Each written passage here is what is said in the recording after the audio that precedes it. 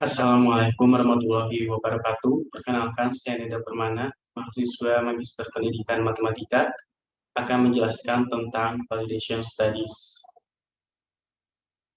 Artikel yang saya ambil yaitu berjudul Desain Pembelajaran Volume Khusus dan Balok menggunakan Filling dan Packing di kelas 5.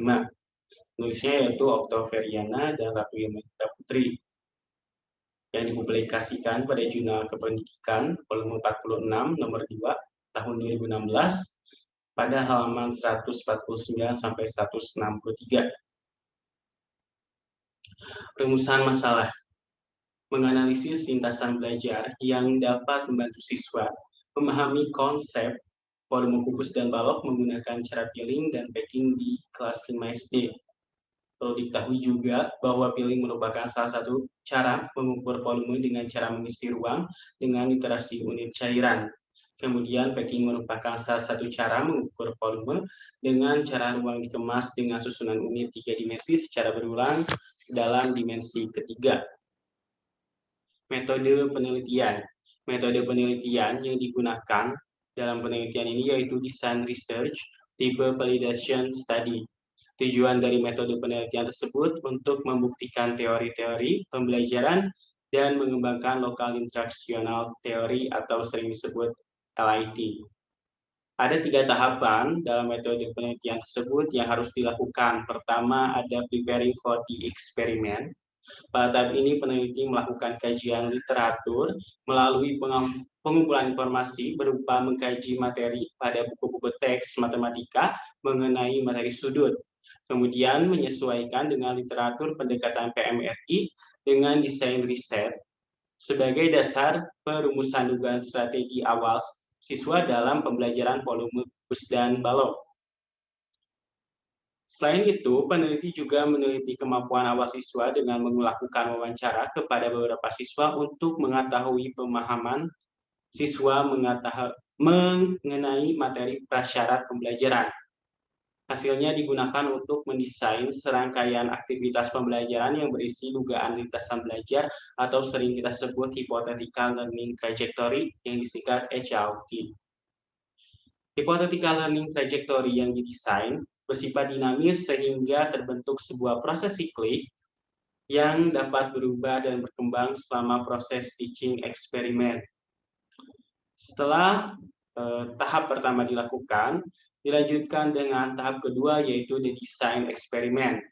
Dalam the design experiment terdapat 2 siklus. Yang pertama adalah pilot experiment, yang kedua ada teaching experiment.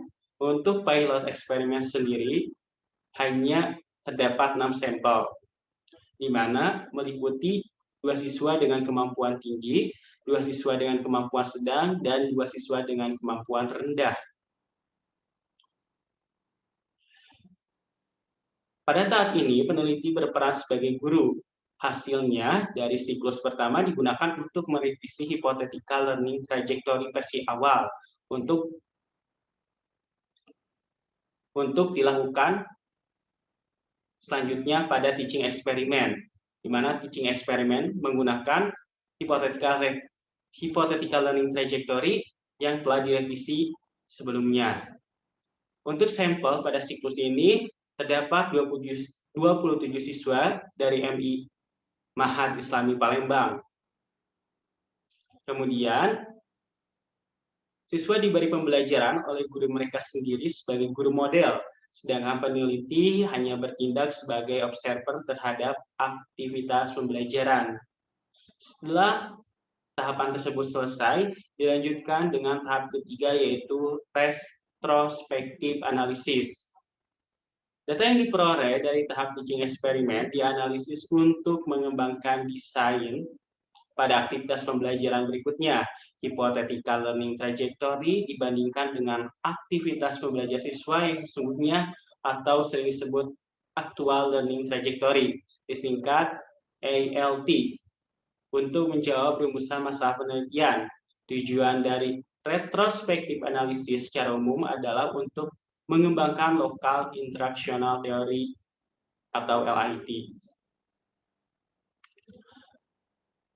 Pengumpulan data dilakukan melalui observasi dengan cara rekam video tentang kejadian di kelas maupun pada saat kerja kelompok, mengumpulkan hasil kerja siswa, melakukan tes awal dan tes akhir, dan terakhir yaitu mewawancarai siswa.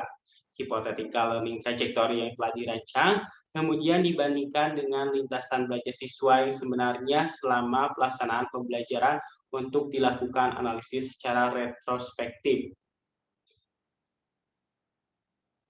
Prosedur penelitian. Dalam penelitian ini, pertama dilakukan tes awal, lalu dilakukan pembelajaran menggunakan filling dan packing, dan terakhir diberikan tes akhir. Tes awal sendiri digunakan untuk mengetahui kemampuan awal siswa, dan tes akhir digunakan untuk mengetahui peningkatan siswa setelah pembelajaran berlangsung. Berdasarkan desain lintasan belajar yang telah dirancang dan dilakukan oleh peneliti, lintasan belajar untuk memahami konsep pada pembelajaran volume kubus dan balok meliputi dua aktivitas belajar yang telah dilakukan pada proses kegiatan belajar mengajar pada siswa. Aktivitas pertama menemukan konsep volume kubus dan balok dengan cara Wheeling, sedangkan aktivitas kedua menemukan rumus volume kubus dan balok dengan cara packing. Dan untuk aktivitas pertama yang diperlukan adalah satu buah kubus, satu buah balok, kubus satuan, dan kacang hijau. Dan itu harus disediakan pada setiap kelompok. Kemudian disediakan juga lembar aktivitas siswa yang meliputi 9 kegiatan di dalamnya.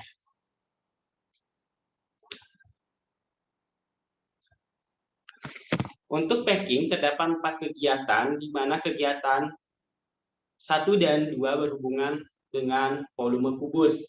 Pertama, untuk kegiatan pertama, menyusun kubus satuan pada kubus hingga penuh. Kegiatan kedua yaitu menyusun kubus satuan pada kubus hanya pada perwakilan panjang, lebar, dan tingginya. Kemudian menentukan volumenya. Dan untuk kegiatan 3 dan 4 itu sebenarnya mengulang kegiatan 1 dan 2, hanya saja tujuannya itu untuk menemukan volume balok. Hasil dan pembahasan. Melalui 2 kegiatan tersebut, siswa diberikan pengalaman untuk membandingkan isi dari benda-benda yang berguna untuk mencapai pemahaman tentang konsep volume. Kedua, berdasarkan hasil analisis retrospektif pada aktivitas 1 dan 2, khususnya pada siklus 2 yaitu teaching experiment, pembelajaran sudah sesuai dengan hypothetical learning trajectory yang didesain. Ketiga, penelitian ini juga mencerminkan 3 prinsip PMRI, di mana prinsip pertama adalah guide reinvention, di mana siswa dalam proses pembelajaran volume kubus dan balok diberikan kesempatan untuk mengalami proses yang sama saat matematika ditemukan melalui bimbingan guru, dengan penggunaan alat peraga berupa kubus satuan sebagai takaran dan kacang hijau sebagai media pengisinya. Kemudian prinsip kedua adalah didactical phenomenology. Prinsip ini menyatakan bahwa sebuah analisis yang dilakukan pada konsep matematika dan dihubungkan dengan fenomena menarik yang lain. Tantangan dalam prinsip ini yaitu menemukan fenomena yang dapat dihubungkan dengan konsep matematika, serta dalam penelitian ini alat peraga kubus satuan digunakan sebagai fenomena dalam pembelajaran volume kubus dan balok. Prinsip ketiga yaitu self-developed models. Prinsip ini berperan sebagai jembatan bagi siswa dari situasi real ke situasi konkret atau dari informal ke formal matematika. Artinya, siswa mengembangkan model dari situasi informal menuju ke formal. Hal ini terlihat pada saat siswa melakukan pengisian kacang hijau dengan menggunakan kubus satuan ke dalam kubus maupun balok untuk menemukan konsep volume kubus dan balok. Simpulan dari penelitian ini yaitu penggunaan filling dan packing dalam pembelajaran volume kubus dan balok dengan pendekatan PMRI dapat membantu siswa memahami konsep volume kubus dan balok dengan lintasan belajar.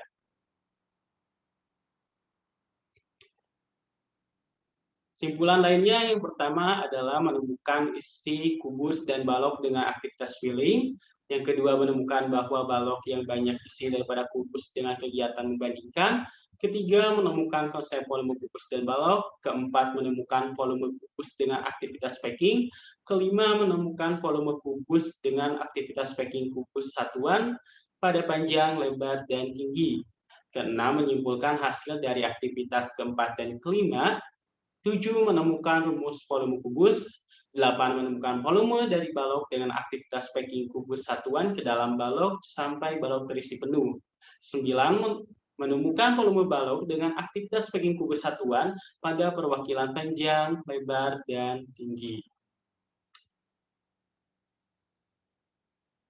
Mungkin itu saja yang dapat saya sampaikan. Kurang lebihnya saya mohon maaf. Sekian dari saya. Wassalamualaikum warahmatullahi wabarakatuh.